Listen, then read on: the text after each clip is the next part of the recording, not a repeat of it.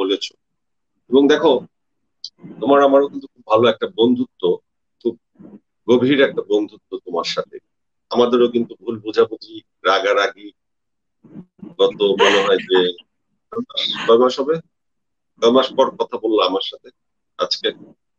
আরে কি বলছো আট ভাইয়া? মাস 8 মাস পর তুমি আমার সাথে কথা বলছো। আসলে এই যে রাগারাগি আমরা করি, ঝগড়াঝাটি করি, কিছু আমাদের না, এই মিনিংলেস ঝগড়াঝাটি সবকিছু। রাগারাগি। আমি মিস করছি, আমি বললাম না আমি একটা ইন্ট্রোভার্ট মানুষ হয়ে আমি ফিল্মের সবাইকে মিস করছি, আমার যে মেকআপ আর্টিস্ট যারা, তোমরা যারা, সবাইকে মিস করছি। সবাই বলে ববি একটু কম কথা বলে, ববি একটু মুডে থাকে, কিন্তু কারো মানে এমনিতে অনেক হেল্পফুল।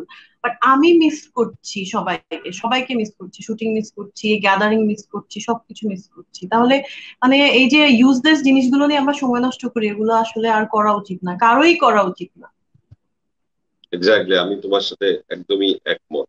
ববি, এখন কিছু আমরা কথা বলি যাতে দর্শকের কমেন্টস নেই, এবং কিছু মজার মজার কথা বলি। আমি তোমার সাথে তো আগেও শো করেছি, এবং সেই শোতে আমাদের দর্শক খুবই এনজয় করেছে। তোমার বিজলি রিলিজ পাওয়ার পরে সেন্স অফ হিউমারে তুমি এসেছিলে।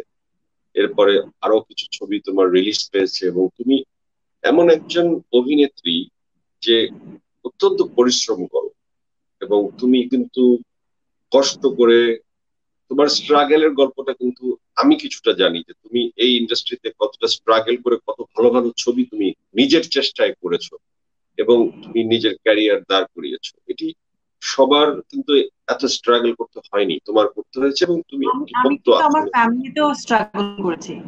মানে আমাকে ফিল্ম করতে দিবে না, আমাকে বাইরে পাঠায় দিবে, আমাকে মানে একদম বড় রকমের স্ট্রাগল করেছি আমার মার সাথে, আমার ফ্যামিলির সাথে, যে আমাকে ফিল্ম করতে দিবেই না তারা। এবং সেই স্ট্রাগল তো করেছোই, তারপর আবার ইন্ডাস্ট্রিতে এসেও তোমাকে অনেক স্ট্রাগল করে নিজের অবস্থান এবং শক্ত আমি করতে আমি হয়েছে। এটা খুবই প্রাউড ফিল করি যে আমি স্ক্রিন টেস্ট দিয়েছি। স্ক্রিন টেস্ট দিয়ে আমি আমার প্রথম ছবিটা, যে সার্চ, তারপর দেহরক্ষী, দেহরক্ষীর পর থেকে আর স্ক্রিন টেস্ট দিতে হয়নি, কারণ ছবিটা ম্যাসিভ হিট ছিল আল্লাহর রহমতে।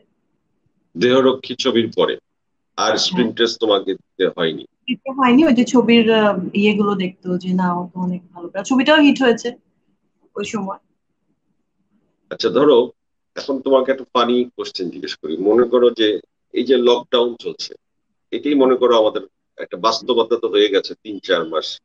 আর এখন লকডাউন খুলে গেলেও আমাদের অনেকের জন্য এটা এখনো লকডাউন, কারণ আমরা যারা একটু ভয় পাচ্ছি, বা আমরা যারা একটু সচেতন, এবং সরকারও সেই বিষয়টিতে সবাইকেই হেল্প করছে যে ঘরে যতটা সময় থাকা যায়, যতটা কম টাকা দেয়। প্রয়োজনে বের হওয়া যায়। So, মনে করো এইটাই আমাদের জীবন। এরকম জীবন হলে এই সময় সিনেমা, সিনেমার নাম কি হবে? মনে করো একটা সিনেমার নাম বলি, সেটা এই সময় হলে সেটার নামকরণ তুমি কি করবে?